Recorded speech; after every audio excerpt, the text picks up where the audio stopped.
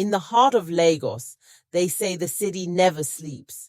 But for some, it's not the noise of the traffic or the hustle of the market that keeps them awake at night.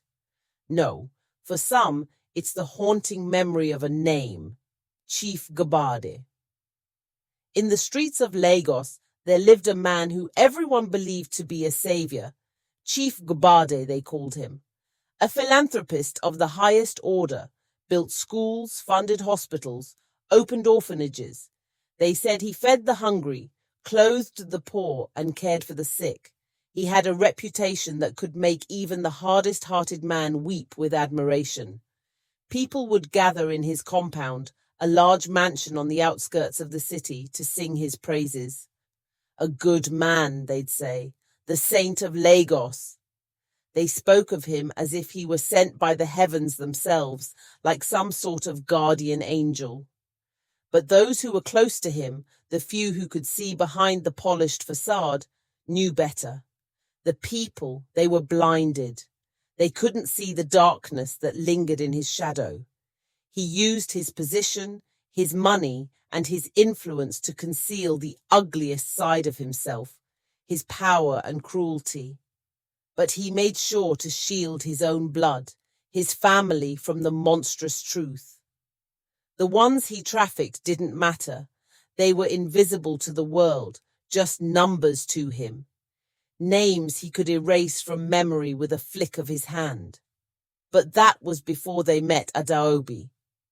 ADAOBI was just 15 when Chief Gobade's men took her from her family.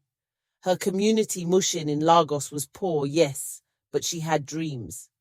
She wanted to go to school, to be a doctor. Her parents had high hopes for her, but they never saw it coming. The deception of Chief Gobade. Chief Gobade came to her mother, offering a scholarship for ADAOBI. "Your daughter will have a bright future," he promised, with his charming smile and gentle voice. "She'll have the best education in Abuja. I will make sure of it." Her mother, desperate to provide a better life for ADAOBI, agreed. But it wasn't school she was sent to. ADAOBI was placed in a house in Port Harcourt, alongside many other young girls. They were told they would work as maids. But the truth was far worse. "You think you are here to clean," one of the other girls whispered to her on the first night.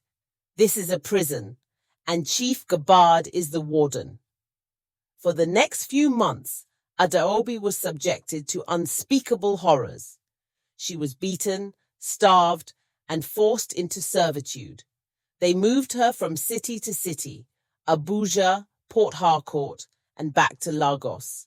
Chief Gobade's empire was built on broken lives, and ADAOBI's was no different. But ADAOBI was a fighter.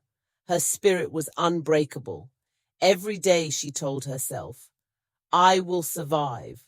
I will find a way out, even if it's the last thing I do." And one night, after 5 years in bondage, she did. She escaped. Running through the dark streets of Port Harcourt, ADAOBI found her way to a bus station.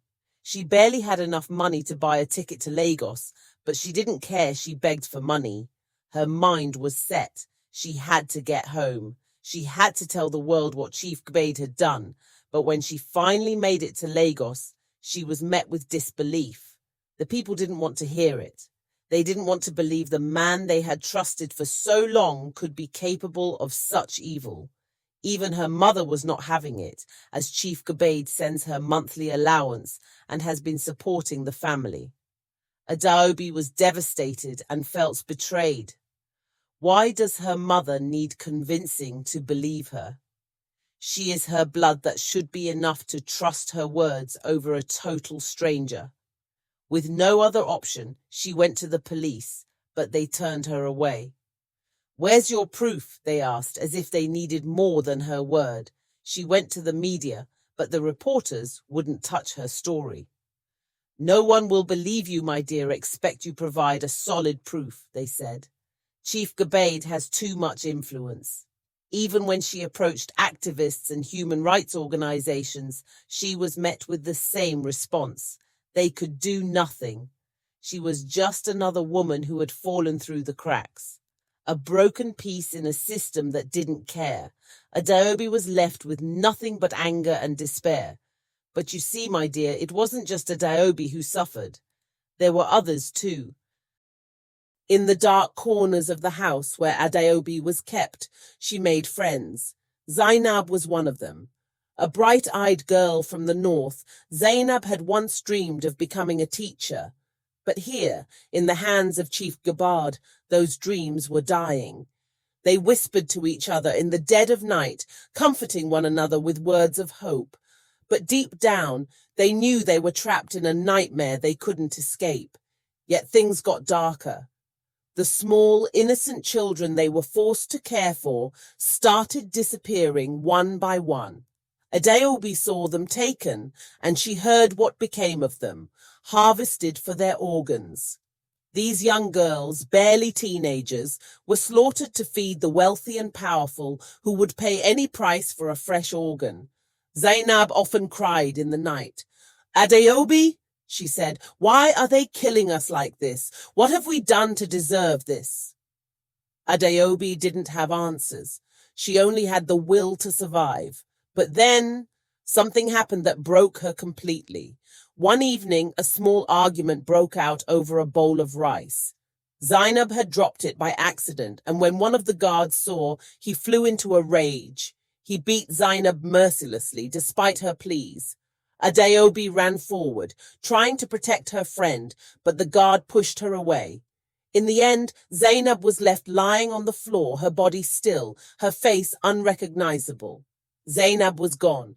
ADAOBI was left kneeling beside her, her hands trembling as she whispered, "No, no, not you, Zainab, not you." After the passing of Zainab, ADAOBI never made new friends. The fear of losing them to death scares her even more. However, 2 years later, after Zainab's death, ADAOBI found a way to escape. She snuck into the supply van undetected. She couldn't just let Chief Gobade walk free. She couldn't allow him to continue destroying innocent lives. Back to the present, ADAOBI has been struggling since she got back from the hellhole. With her parents doubting her words, and her community would rather worship Chief Gobade like a saint rather than see what is right in front of them. Since she had returned, no one believed her nor tried to help her expose Chief Gobade. ADAOBI took matters into her own hands. After weeks of watching Chief Gobade's house, ADAOBI knew their movements by heart. She befriended Chief Gobade's driver, and eventually she got close to the chef too. This gives her access to Chief Gobade's house. To her surprise, Chief Gobade's family and house staffs were just as sheltered from the truth as the rest of the world. They had no idea what he does behind closed doors. ADAOBI knew this, and she also knew that his family were his weakness. One fateful night, she slipped into their home. Quiet as a shadow, she took them. She didn't hurt them. She didn't want to harm them, but she needed them as leverage. She needed Chief Gobade to see that she wasn't going to stop until he faced justice. She locked them in a room and called him. His voice trembled on the phone when he heard what had happened. "What do you want, ADAOBI?" he asked, his tone betraying his fear. "I want you to confess," ADAOBI said, her voice cold. "I want you to tell the world what you've been doing. I want the truth out there. Your family will stay with me until you speak." For a long time, Chief Gobade didn't respond, but ADAOBI could hear the sound of his breathing, the weight of his guilt. "You can't get away with this," ADAOBI said. "I'll never stop until you're exposed." But Chief Gobade was powerful. He had connections, resources, he had money, and when the media started picking up stories of his family's disappearance, he spun a tale of his own. "My family has been kidnapped by criminals," he said, painting himself as the victim. The authorities quickly descended on ADAOBI's hideout, and she was forced to release his family. ADAOBI whispering to Chief Gobade's wife, her eyes were filled with tears, Go back to him. But know this. You were complicit in this. Your silence makes you just as guilty as he is." Chief Gobade's wife looks at her, helpless, her face filled with guilt. ADAOBI screams as she was dragged out of the hideout. I'll finish this, you'll all see. Justice isn't done, not yet. Unfortunately, there was no confession, nor did she receive an apology. All ADAOBI got was only more silence. Chief Gobade was untouchable. His empire, built on the suffering of young girls, remained intact. And ADAOBI? She was left alone again, fighting a system that refused to listen. No, my dear. ADAOBI may not have exposed him to the world, but in her heart she knew the truth. She would never forget what she'd seen, what she'd endured, and what she had lost. My dearest viewers, what would you do if you found yourself in ADAOBI's situation? Drop your thoughts in the comment section below. You can now support the channel by subscribing to our membership page. Don't forget to share this video with your loved ones. Give this video a thumbs up. It will mean a lot to the growth of the channel. We need the YouTube algorithm to push out this video to more viewers. Thank you so much for watching. See you on the next episode. ADAOBI.